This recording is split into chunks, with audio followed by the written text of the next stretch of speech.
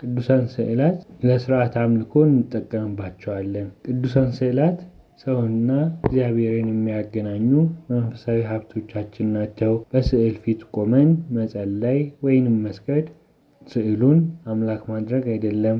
ነገር ግን የስዕሉን ባለቤት በስዕሉ ፊት ሆኖ በመማፀን በረከቱን ለማግኘት የሚፈጸም ስርዓት ነው።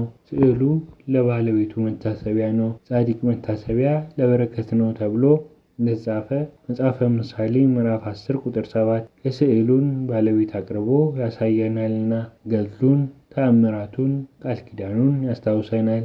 በመንፈስም ድልድይ ሆኖ ከስዕሉ ባለቤት ያገናኘናል። ሙሴና አሮን ወደ ደብተራ ኦሪት ገብተው በታቦቱ ስዕል ኪሩብ ፊት የሰገዱ ከእግዚአብሔር ትእዛዝ ይቀበሉ ነበር። ኦሪት ዘኍልቍ ምዕራፍ 16 ቁጥር 45። ሁለተኛ ለትምህርት እንጠቀምበታለን። ቅዱሳን ስዕላት ሲሳሉ የስዕሉ ባለቤት አብይ ገድልና ተአምራት የሚያጎላ መልኩ ነው። ስለሆነም ማንኛውም ምዕመን የስዕሉን ባለቤት መንፈሳዊ ተጋድሎ በቀላሉ እንዲረዳ ያደርገዋል። ለምሳሌ የጻድቁ አባታችን የአቡነ ተክለ ሃይማኖት ስዕል ሲሳል ለ22 ዓመታት 8 ጦሮችን ከግራ ከቀኝ ከፊት ከኋላ አስተክለው ሲጸልዩ አንድ እግራቸው በቁመት ብዛት መቆረጡን እንዲሁም ስለ ቅድስናቸው ከተሰጣቸው 6 የብርሃን ክንፎች ጋር ተደርጎ ይሳላል። ክህነታቸውም ለመግለጽ የእርፈ መስቀልና ጽና ይዘው ይሳላል። የስዕሉ ባለቤት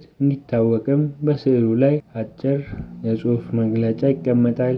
ዘከመ ጸለየ አቡነ ተክለ ሃይማኖት እንዲህ። በዚህ ስዕል ምዕመናን የጻድቁን ተጋድሎ ይማሩበታል፣ አርያም ያደርጉታል።